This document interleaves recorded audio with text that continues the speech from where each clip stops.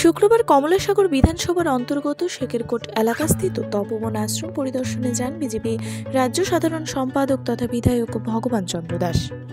সাথে ছিলেন কমলাসাগর বিধানসভার বিধায়িকা অন্তরা দেব সরকার সহ বিজেপি মিডিয়া ইনচার্জ সুনীত সরকার প্রমুখ। এদিন তপবন আশ্রমে দীর্ঘ সময় অতিবাহিত করেন বিধায়ক ভগবান চন্দ্র দাস।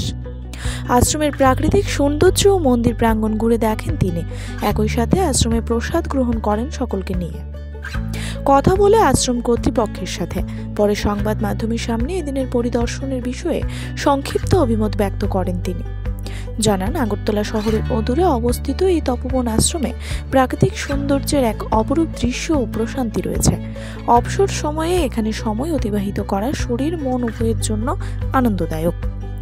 একই সাথে আগামী দিনেও এই আশ্রমে পুনরায় যাওয়ার ইচ্ছা প্রকাশ করেন তিনি।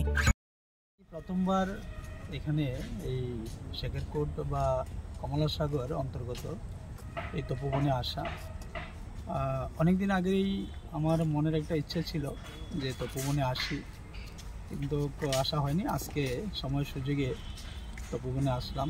তো প্রথমেই বাবা ভোলানাথের মন্দির এখানে রয়েছে, শিব মন্দির, সেখানে আশীর্বাদ নিলাম, প্রার্থনা করলাম এবং মায়ের মন্দির রয়েছে, সেই মন্দিরেও গেলাম। সব মিলে 3-4টি মন্দির এখানে রয়েছে।